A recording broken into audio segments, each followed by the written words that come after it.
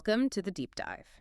Today, we're tackling something pretty significant. The aftermath of the SEC case against Ash Mufareh, the founder of OnPassive.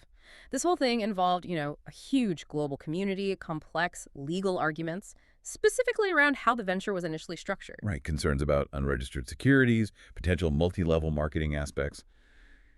It was complicated, and whenever a big legal case like this settles, you get just a flood of rumors, speculation, maybe even spin. So our mission today, for you listening, is really to cut through all that noise. We're going straight to the source material, Mufareh's own global update, #2 address. We want to pin down the confirmed facts, understand the real legal consequences, and see what direction he actually laid out. Exactly. What did he actually say? Yeah. What does the settlement truly mean for the company, for the people involved, and for the future? Okay, so let's unpack this, starting with the absolute core, Yeah. the settlement itself. Yeah, the most crucial point, legally speaking, is that a final settlement was reached with the SEC. It closes the book on this specific fight. But, and this is important, the way it was settled, the language used, that's key. A detail lots of people might just gloss over. And that detail is that classic legal phrase, isn't it? Without admitting or denying the allegations. Why is that phrasing so significant here, especially in such a public case? And why would the SEC agree to it? Well, it's basically a standard legal tool. It lets both sides resolve the conflict without setting a legal precedent, without a formal court finding of guilt. For Mufareh, it means, okay, he pays the penalty, the conflict's over, and crucially, he avoids a potentially long, incredibly expensive trial. Years, maybe. And for the SEC, they got the financial penalty they wanted, they got the restrictions put in place, and they closed their investigation successfully. They didn't have to spend taxpayer money litigating every single point for years either. It's, a pragmatic outcome. Both sides can kind of claim victory and move forward. Right, pragmatic. So it avoided the long fight, but there was still a cost. What was the confirmed financial penalty? The sources suggest he paid it personally. Yes, he confirmed it himself in the address. He personally paid a $4 million penalty. And he made a point of saying the payment is already completed.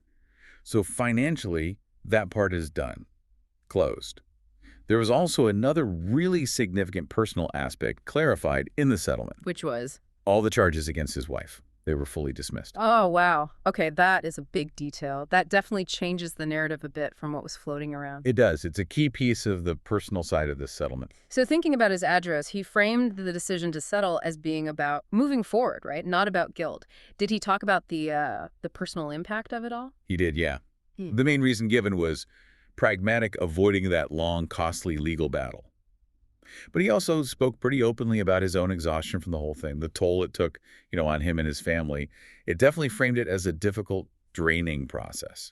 Right. And whether that's, entirely genuine reflection or maybe part of a strategic message to build sympathy as they pivot, well, that's maybe something for the listener to consider. It certainly helps humanize the situation before announcing what comes next. Okay, so the settlement involved the money, the $4 million, but it also came with strict rules for the future. Operational rules. And this is where I think the details are absolutely critical for anyone trying to figure out where OnPassive or whatever comes next is headed. Let's talk about that 8-year ban. Yes, that's confirmed. Non-negotiable. For 8 years, Ash Mufareh is barred from serving as an officer or director of any publicly traded company. That sounds really restrictive, and it is, but the clarification he immediately provided is vital. Okay, lay out that clarification. Yeah. If he can't be a director at a public company for 8 years, what can he still do? That's the key, right? Exactly. He specifically emphasized this ban does not stop him from owning a company, operating a company, or running private companies. And that distinction is huge. Being barred from a public company means, no listing shares on the New York Stock Exchange or NASDAQ. It also means he avoids those really strict SEC reporting requirements that public company officers face.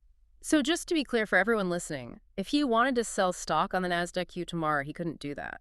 But he could still, in theory, build a massive, very successful private company. Precisely. That's absolutely correct. And that single distinction basically dictates the entire path forward, structurally speaking. How so? What does that mean practically? Well, it dramatically changes how they might raise money, how they capitalize the business. In a private model, yes, he avoids that intense public market regulation, but he also loses access to raising capital from, the huge pool of public investors via stock offerings.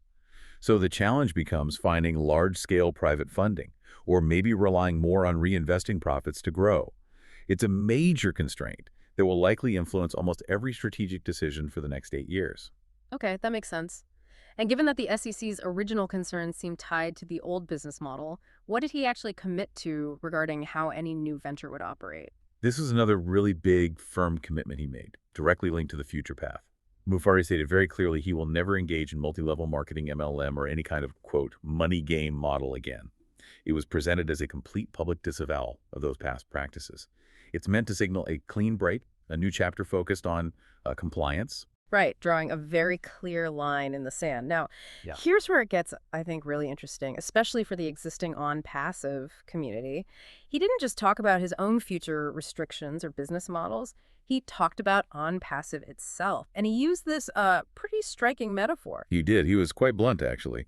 He said that on-passive as a, quote, vehicle is broken.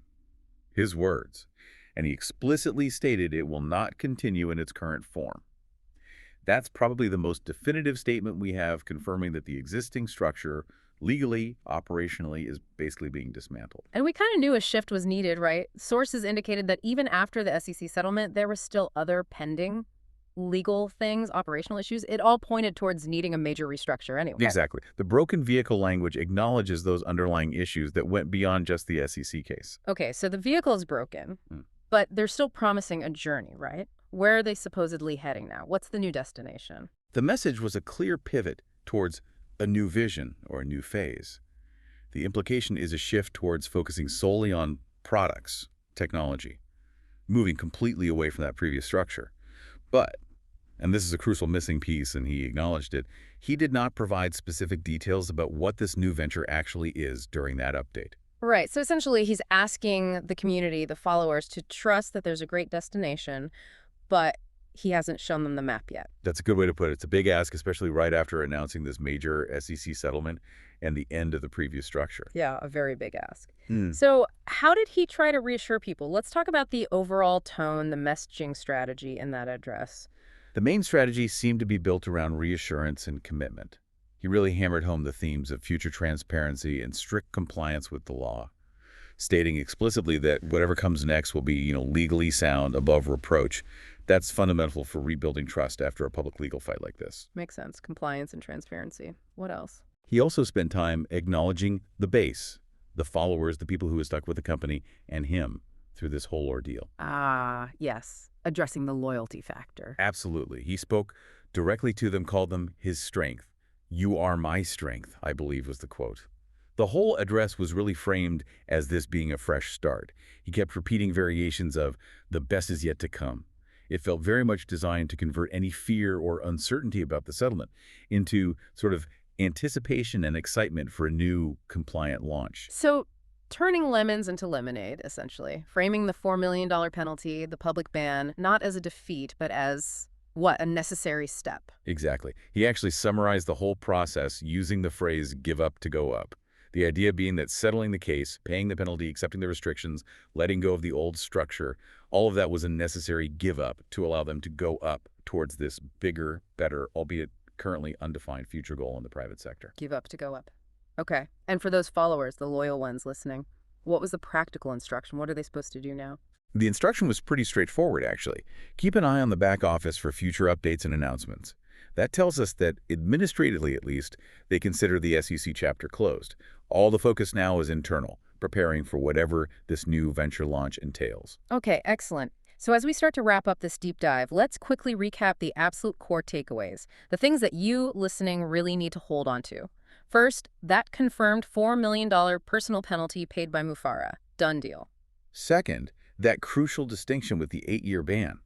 It only applies to public companies. He's still free to own, operate, and run private businesses. That's key. And third, the explicit public rejection of the old on-passive structure, the broken vehicle, and a firm commitment to never use an MLM model again. Right. And if you connect those dots, that emphasis on transparency and compliance isn't just talk. It's now the necessary legal foundation for whatever this new vision turns out to be. He's essentially had to establish a new rule book for himself, publicly. That promise of staying within the legal lines is now arguably the central pillar of his credibility moving forward. Which brings us to a final thought, something maybe for you to mull over. Given that explicit promise to ditch MLM models and the hard constraint of that 8-year public company ban, how exactly will this new private venture get the kind of massive funding it would likely need for large-scale global operations?